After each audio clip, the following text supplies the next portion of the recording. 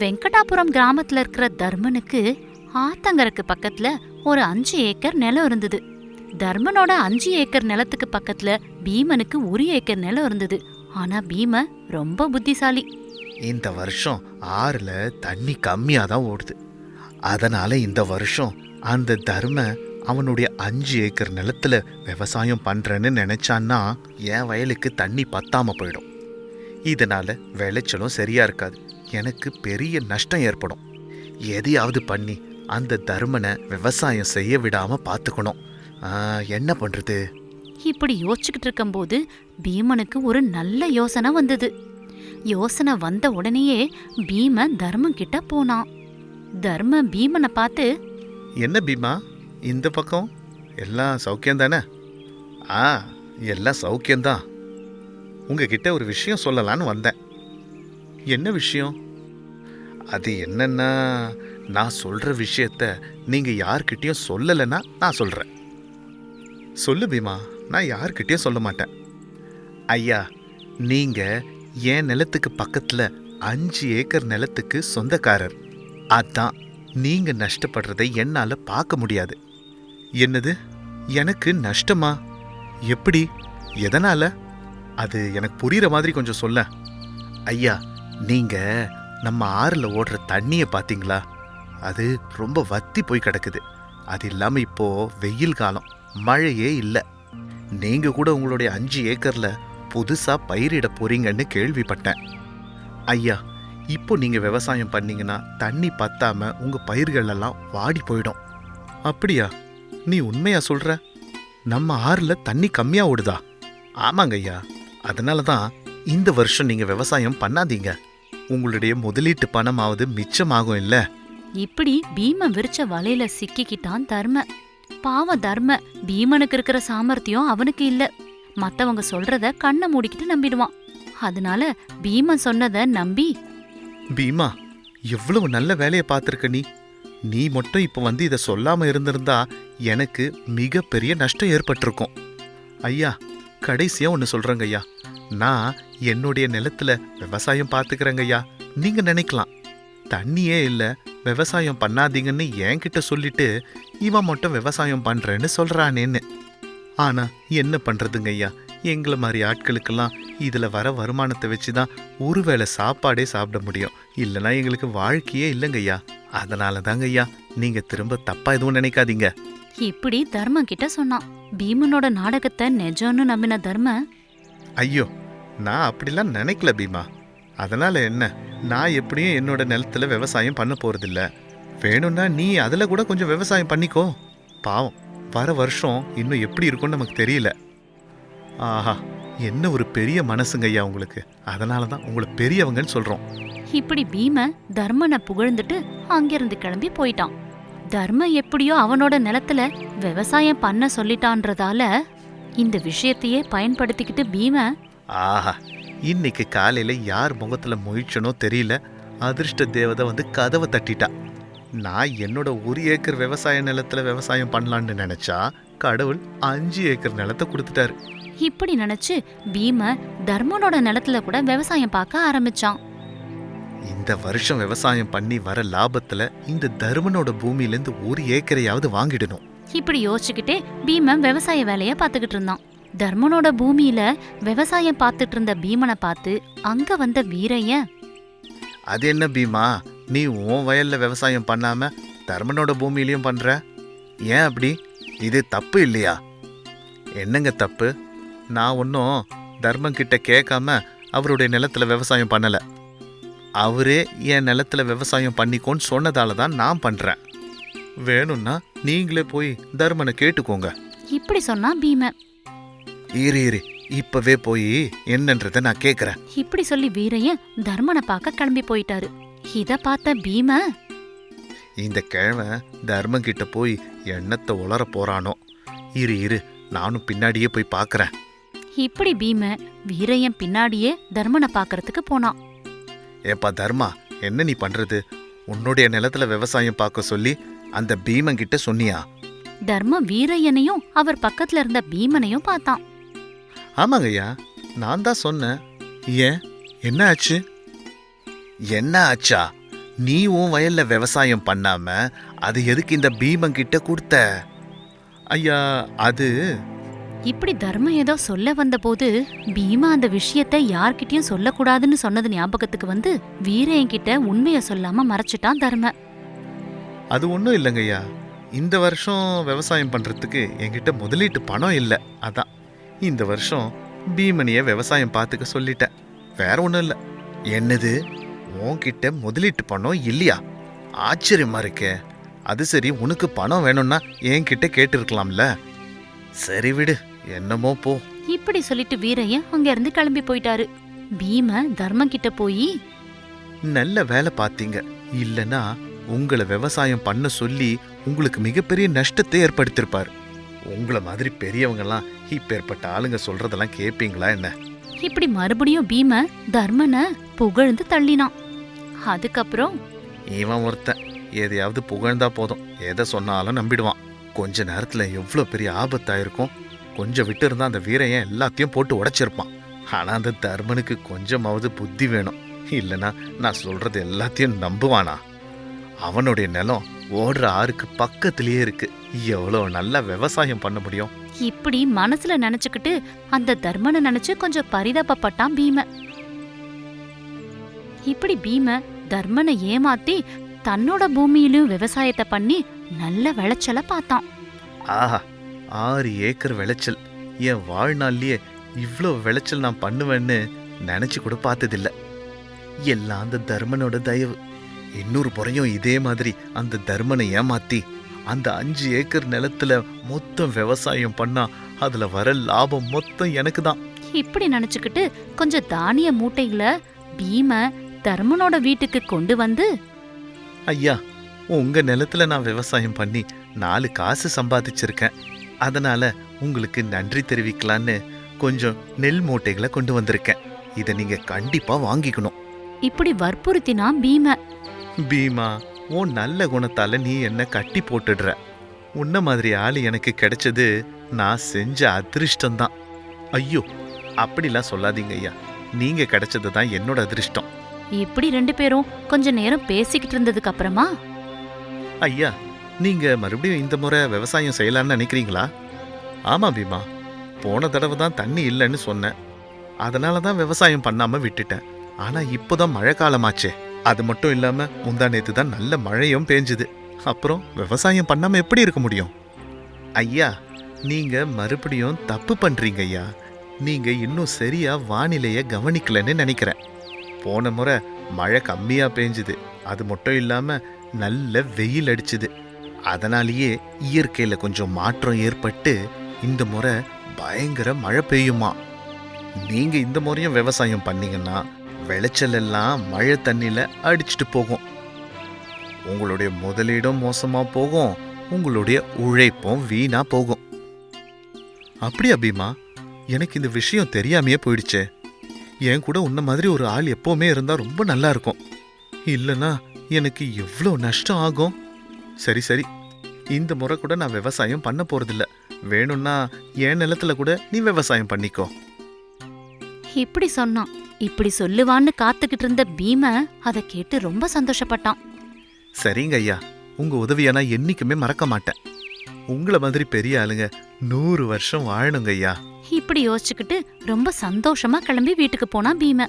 அதுக்கு மறுநாள் வீரையன் தர்மன் கிட்ட வந்து, என்னப்பா தர்மா, இந்த முறையாவது விவசாயம் பண்ற எண்ணம் இருக்கா? இல்ல முதலீட்டு பணம் இல்லைன்னு சும்மா இருக்க போறியா? அப்படிலாம் இல்லைங்கய்யா. ஆனா இந்த முறை கூட விவசாயம் பண்ண போறதில்ல. இப்படி சொன்னான் தர்ம. அப்போ வீரையனுக்கு சந்தேகம் வந்து, என்னாச்சு தர்மா? ஏன் இப்படி பண்ற? எதுக்கு விவசாயம் பண்ண மாட்டேன்னு சொல்ற? இப்படி கோவமா கேட்டதும் அப்ப தர்ம தான்கிட்ட பீம சொன்ன விஷயத்த சொன்னான். அதுக்கு வீரையன், உன்னை நல்ல முட்டாளாக்கியிருக்கான் அந்த பீம. ஆத்தங்கர பக்கத்திலேயே நிலத்தை வச்சுக்கிட்டு விவசாயம் பண்ணாம எப்படிதான் இருக்கியோ? இப்படி அவன் பேச்ச கேட்டு உன்னுடைய பூமியில அவனை விவசாயம் பண்ண சொல்லுவியா? உன்னுடைய இந்த வெகுளித்தனத்தை பயன்படுத்திக்கிட்டு அந்த பீம லாபம் சம்பாதிக்கிறான். இப்படி பீமன் பண்ண மோசத்தை பத்தி தெளிவுபடுத்தினாரு வீரையன். அப்பதான் தர்ம பீமன் தனக்கு பண்ண மோசடித்தனத்தை புரிஞ்சுக்கிட்டு அன்னையில இருந்து யாரையுமே நம்பாம தானே விவசாய வேலைய பார்க்க ஆரம்பிச்சான் தர்ம. இது இன்னைக்கு ஸ்டோரி. மறுபடியும் ஒரு நல்ல ஸ்டோரியோட உங்களை சந்திக்கிறேன்.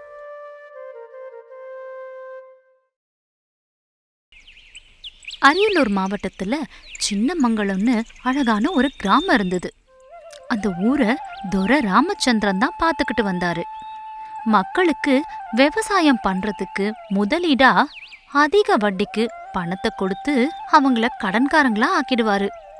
திருப்பி பணத்தை கொடுக்க முடியாதவங்கள தன்னோட அடிமையாக்கி தன்னோட வீட்லயும் நிலத்திலயும் வேலை வாங்கிட்டு இருந்தாரு. மழை காலன்றதால முதலீடு பணத்துக்காக அவரு வீட்டுக்கு வந்த சந்திரன், ஐயா, 4 நாளா மழை பேஞ்சுக்கிட்டே இருக்கு.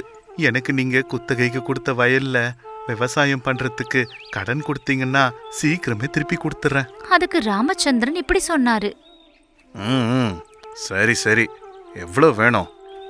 500 ரூபா தேவைப்படுதுங்க ஐயா. ராமச்சந்திரன் பக்கத்துல மூர்த்தின்னு இருந்த கணக்கு பிள்ளைய கூப்பிட்டு, இவனுக்கு 500 ரூபா கொடுத்து பத்திரத்துல கை நாட்டை வாங்கிட்டு அனுப்பு இப்படி சொன்னாரு. ராமச்சந்திரன் சொன்ன உடனே மூர்த்தி சந்திரன் கிட்ட வெத்து பத்திரத்துல கை நாட்டு வாங்கிக்கிறதும், சந்திரன் முதலீட்டுக்கு பணம் கிடைச்ச சந்தோஷத்துல அங்கிருந்து கிளம்பி போறதும் நடந்தது. இப்படியே 6 மாசம் கடந்து போச்சு. விளைச்சல் சரியா நடக்காததால சந்திரனால வாங்கின கடனை திருப்பி கொடுக்கவே முடியல. அதனால சந்திரன் வீட்டுக்கு வந்த துரை ஆட்கள், சந்திரா, துரை ஐயா உன்னை இப்பவே கூட்டிட்டு வர சொன்னார். ஐயா, என் மனைவி உடம்பு சரியில்லாம இருக்கா. அவளுக்கு மருந்து கொடுத்துட்டு சீக்கிரமா நானே வந்துடுறேன். இப்படி சொன்னதும் துரை ஆட்கள் கோவமா சந்திரனை போட்டு அடிக்க ஆரம்பிச்சாங்க. அடிச்சுக்கிட்டே துரையோட ஆட்கள் இப்படி சொன்னாங்க. ஏண்டா, துரை ஐயா கூப்பிட்டு வரமாட்டேன்றியா? எவ்வளோ தைரியம் இருக்கும் உனக்கு? இன்னைக்கு உன் எலும்பெல்லாம் உடைய போகுது பாரு. ஐயா, நிறுத்துங்க ஐயா, நான் வரமாட்டேன்னு சொல்லலையே. அடிக்கிறத நிறுத்துங்க ஐயா. ஐயா, கெஞ்சி கேட்டுக்கிறேன் ஐயா, அடிக்காதீங்க. உங்க காலில் விழுந்து கேட்டுக்கிறேன். கடனை கொடுக்க முடியாம நாடகம் ஆடிட்டு இருக்க. அடிச்சிட்டு இருந்தவங்கள கணக்கு பிள்ளை மூர்த்தி நிறுத்தி, போதும் போதும் நிறுத்துங்க. இன்னும் அடிச்சா செத்துடுவான். இவன் நம்ம கடன் அடைக்கிறதுக்காவது உயிரோட இருக்கணும். இப்படி அடிச்சு சந்திரனை துரை வீட்டுக்கு அவங்களோடயே கூட்டிக்கிட்டு போனாங்க. பயந்துகிட்டே சந்திரன் துரை கிட்ட இப்படி சொன்னான். ஐயா, இந்த முறை மழை அதிகமா பெஞ்சு பயிர்கள் எல்லாம் நாசமா போச்சுங்க ஐயா. எனக்கு உங்க கடனை தீக்கிறதுக்கு இன்னொரு அறுவடை வரைக்கும் நேரம் கொடுங்க ஐயா. சந்திரனோட பேச்சு கேட்ட ராமச்சந்திரன் கோவமா, என்னடா பேச்சு பேசிட்டு இருக்க? திருப்பி கொடுக்க முடியாத நிலைமை இருக்கிறப்போ கடன் எதுக்கு வாங்குற? உன் கதையை நான் கேட்கணுமா? ஐயா ஐயா, நீங்க அப்படிலாம் கோவப்படாதீங்க ஐயா. கோவப்படாம நீ சொல்ற பொய் கதையெல்லாம் நான் கேட்டுட்டு உட்கார்ந்துட்டு இருக்கணுமா? அயோக்கியா. ஐயா, உன் அடிமையா கேட்குறேன். இந்த ஒரு முறை என்ன மன்னிச்சு விடுங்க ஐயா. இப்படி அழுதுகிட்டே மண்டி போட்டு உட்கார்ந்தான் சந்திரன். அப்ப கூட இறக்கமே இல்லாம துரை பக்கத்துல இருந்த கணக்கு புள்ள மூர்த்திய கூப்பிட்டு, இந்தாயா மூர்த்தி, இந்த சந்திரனோட வயல்ல எத்தனை மூட்டை நெல் விளைஞ்சுது? ஐயா, அது 19 மூட்டை நெல் இருக்குங்க ஐயா.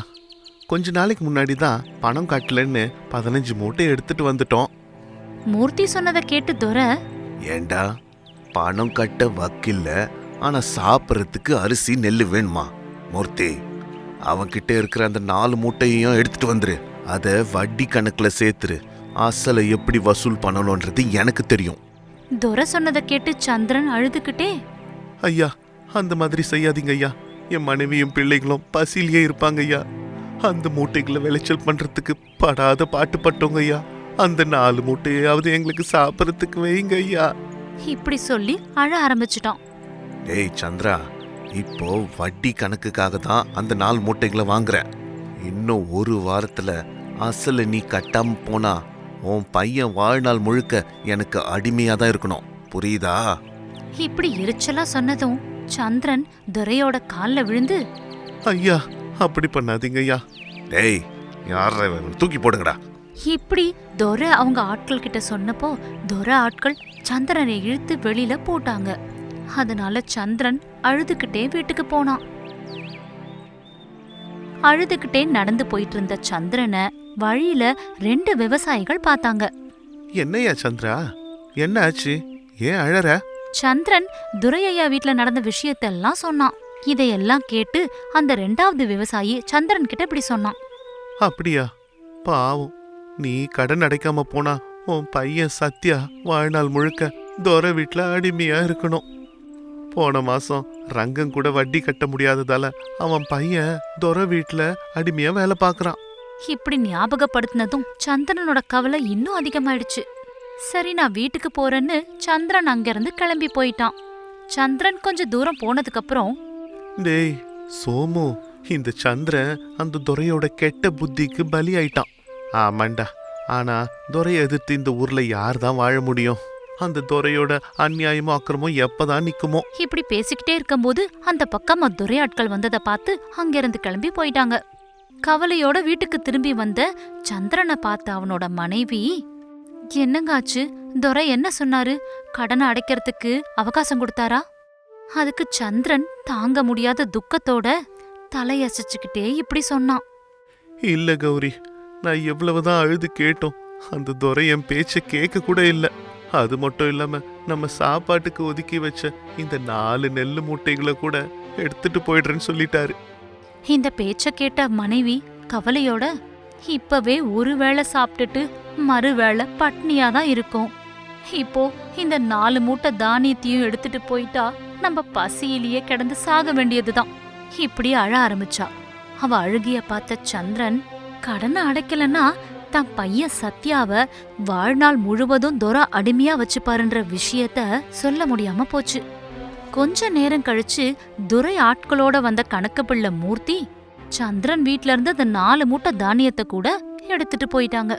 தன்னோட பையன் அவருக்கு அடிமையா இருக்கிறத விரும்பாத சந்திரன் அவனோட மனைவிக்கு தெரியாம தன்னோட பையனை எங்கேயாவது தொலைவுல கொண்டு போய் விட்டுடணும்னு நினைச்சு முடிவு பண்ண சந்திரன் சத்யா விளையாடிட்டு இருந்த இடத்த நோக்கி போனான். சத்யா, தம்பி சத்யா. விளையாடிட்டு இருந்த சத்யா தன்னோட அப்பா கூப்பிட்டதும் வேகமா அவர்கிட்ட ஓடி வந்தான். என்னப்பா இங்க வந்திருக்க? இங்க பாரு சத்யா, நான் சொல்றத கவனமா கேளு. நம்ம வாழற இந்த அடிமை வாழ்க்கை எல்லாம் ஒரு வாழ்க்கையா?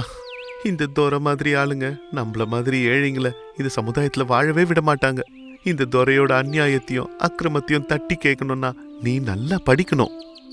அப்பா சொன்னத கவனமா கேட்டுட்டு இருந்த 8 வயசான சத்யா கொஞ்சம் புரியாத மாதிரி முகத்தை வச்சுக்கிட்டான்.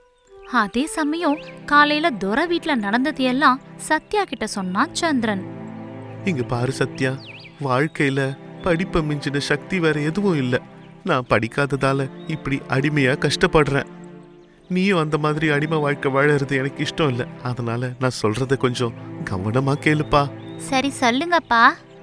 நீ இந்த ஊரை விட்டு எங்கேயாவது பட்டணத்துக்கு தூரமா போகணும். போய் எப்படியாவது பெரிய படிப்பு படிச்சு பெரிய உத்தியோகத்துல சேர்ந்து இந்த துரைக்கு ஒரு நல்ல பாடம் சொல்லி தரணும். ஊரை விட்டு வெளியில போகணும்னு அப்பா சொன்னதை கேட்டு சத்யா அழ ஆரம்பிச்சிட்டான். சத்யா அழறத பார்த்த சந்திரன், இங்க பாருப்பா, நீ அழக்கூடாது. எல்லாமே அப்பாவும் நல்லதுக்காக தான் சொல்றேன்னு நீ மனசுல நல்லா புரிஞ்சுக்கணும். இப்படி சத்யாவோட அருணாக்குடிய வித்து வந்த அந்த 10 ரூபாய கொடுத்து, நீ பட்டணத்துக்கு போய் கஷ்டப்பட்டு எப்படியாவது படிச்சு ஒரு பெரிய அதிகாரி ஆவன்னு அப்பாக்கு வாக்கு கொடுப்பா. அதுக்கு சத்யா இப்படி சொன்னான். நான் உங்களுக்கு ஒரு வாக்கு கொடுக்கறேன்ப்பா. நான் பெரிய ஆபீசர் ஆயிட்டு தான் இந்த ஊருக்கே திரும்பி வருவேன். இப்படி சொன்னான்.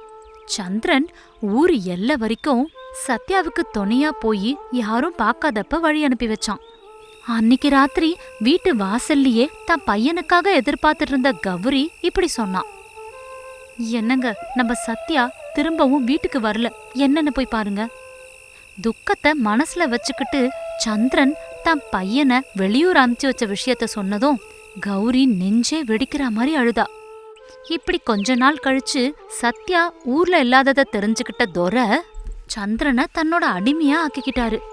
தன்னோட மகன் சத்யா நல்லா படிச்சு வளர்ந்து பெரிய ஆபீசர் ஆகி திரும்பவும் எப்ப இந்த ஊருக்கு வந்து இந்த அடிமைத்தனத்தை ஒழிப்பான்னு அப்பாவும் அம்மாவும் எதிர்பார்த்து காத்துட்டு இருந்தாங்க. இதுதான் இன்றைய கதை. இன்னொரு நல்ல கதையோட உங்களை சந்திக்கிறேன். நன்றி.